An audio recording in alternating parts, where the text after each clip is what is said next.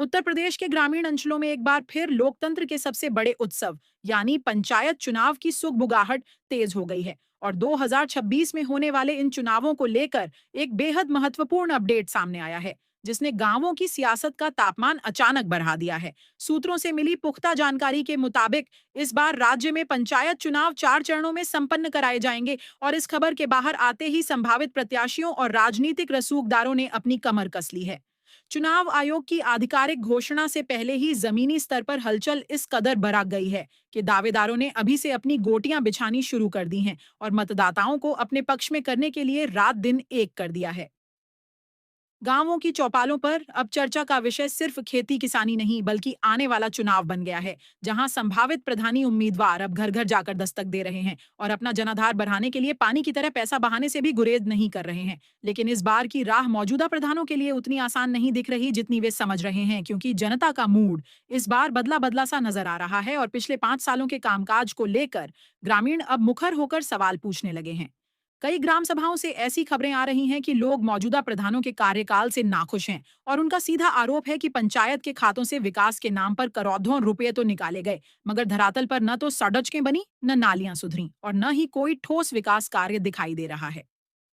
यही कारण है कि इस बार विपक्षी खेमा भी पूरी तरह सक्रिय हो गया है और मौजूदा प्रधानों को घेरने के लिए उनकी 5 साल की पूरी फाइल खोली जा रही है, जिसमें यह पता लगाया जा रहा है कि आखिर सरकारी योजनाओं का पैसा कहां खर्च हुआ, कौन से प्रोजेक्ट आधे अधूरे पड्डा दिए हैं और किन मदों में वित्तीय गड्ढबंदी की गई है, ताकि चुनाव के वक्त इन मुद्दों को हथियार बनाकर जनता के सामने पेश किया जा सके।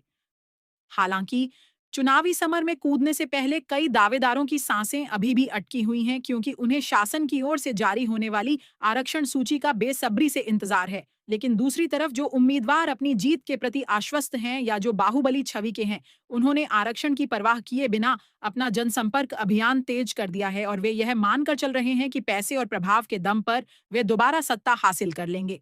चुनाव जीतने के लिए साम दाम दंड भेद की नीति भी अपनाई जाने लगी है, जहां खबरों के मुताबिक गरीब और भोले भाले मतदाताओं को लुभाने के लिए अभी से ही पौधे बांटने, घरेलू सामान देने और छोटे मोटे उपहारों का प्रलोभन देने का दौर शुरू हो चुका है। मगर जागरूक मतदाता अब इन प्रलोभनों में फंसने के बजाय सीधे सवाल दाग रहा है कि बीते 5 साल में गांव की तस्वीर क्यों नहीं बदली। कुल मिलाकर देखा जाए तो चुनाव आयोग द्वारा आचार संहिता और आधिकारिक तारीखों के ऐलान से पहले ही उत्तर प्रदेश के गांवों में चुनावी महाभारत की पटकथा लिखी जा चुकी है और सियासी माहौल पूरी तरह से गर्म हो चुका है। अब देखना यह होगा कि ऊंट किस करवट बैठता है।